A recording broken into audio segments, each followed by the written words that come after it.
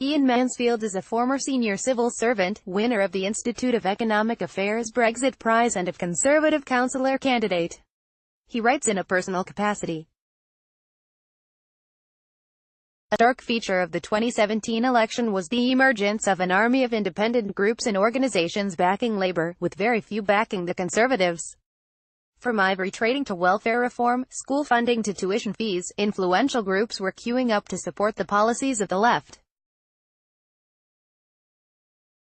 The election demonstrated that whilst the Conservative Party can still win more votes, the left has secured an overwhelming dominance amongst those traditionally seen as opinion formers and societal leaders.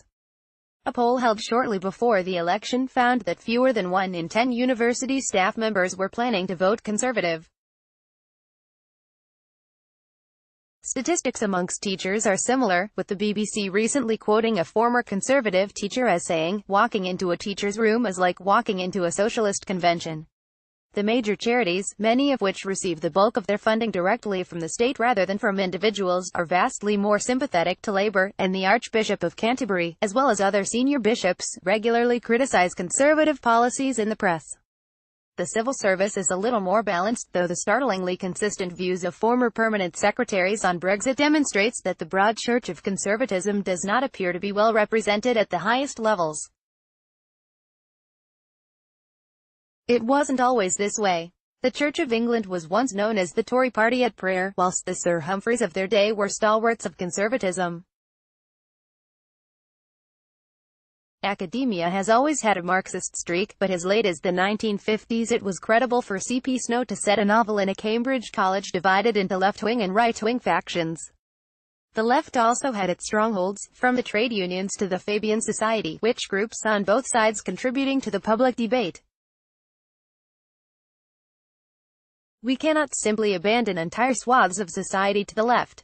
This is true not simply for the short-term goal of winning votes, but because of the importance of such institutions in shaping society as a whole, including via the education of the young and the contribution to political and societal discourse.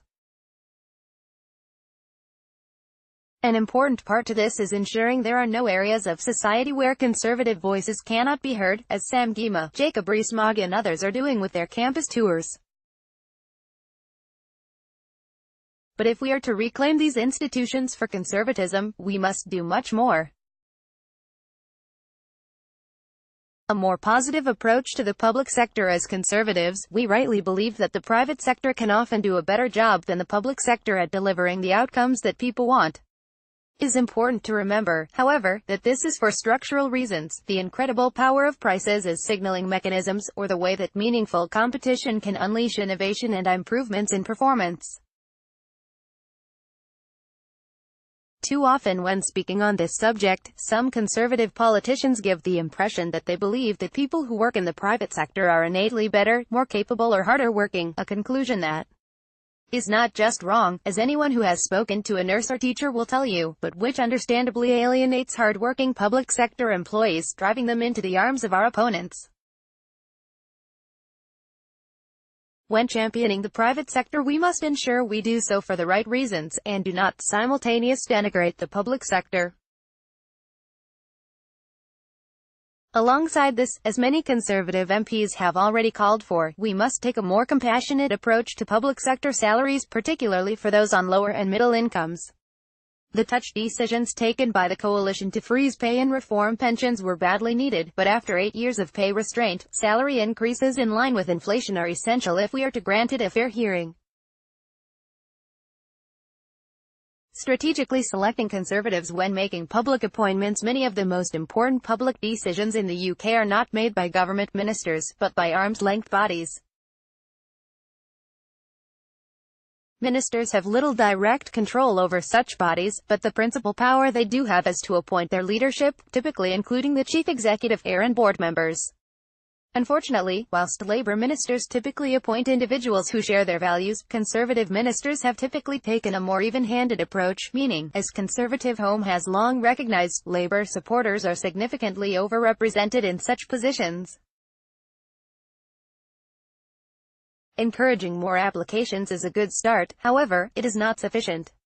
Conservative ministers must ensure that they actively select appointees who share conservative values. If necessary, they must be willing to use their existing powers to overrule officials' advice and insist either on reopening applications, or appointing an otherwise qualified individual. I am not suggesting that every appointee must be a dyed-in-the-wool Tory. There are many excellent individuals for whom their political views, whatever they may be, do not significantly impact their professional outlook or decisions. There may also be some exceptions. Foreign policy, for example, is an area where left and right often agree and which therefore may allow cross-party appointments, as illustrated in art by President Santos's appointment of Arnold Vinnick as Secretary of State, or in life by the superb recent appointment of Gisela Stuart as chair of Wilton Park.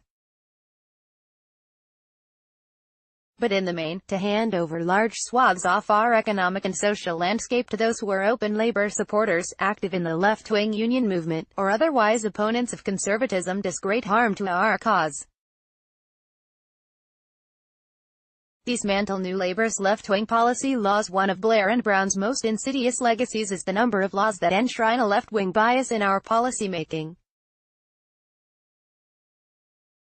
Little known by the general public, and often included as part of otherwise worthwhile acts, such clauses force civil servants to couch their advice in the language of the left, not due to bias on their part, but through rightful, dutiful adherence to the law of the land. The Human Rights Act's commandment that ministers must consider the human rights implication of any bill brought before Parliament, the Public Sector Equality Duty, and the otherwise positive Equalities Act, the so-called Fair Access regime in university admissions, and the exclusion of the UK's national interest from the international development. These laws, amongst others, create a policy framework in which left-wing views find fertile fruit more readily than conservative ones. The systematic amendment of such acts is a vital part of restoring the civil service's ability to genuinely provide objective, impartial advice to ministers. The commanding heights of society. When Tony Blair revised Clause IV of the Labour Party's constitution, it was taken as a sign that he had renounced Marx's instruction for the state to take control of the commanding heights of the economy. Not only was this judgment premature, as Corbyn's return to fully-fledged socialism demonstrates, we overlooked the way the left was establishing its dominance across society. If the Conservative Party is to thrive in the 21st century, we must act now to reclaim the commanding heights of society for conservatism.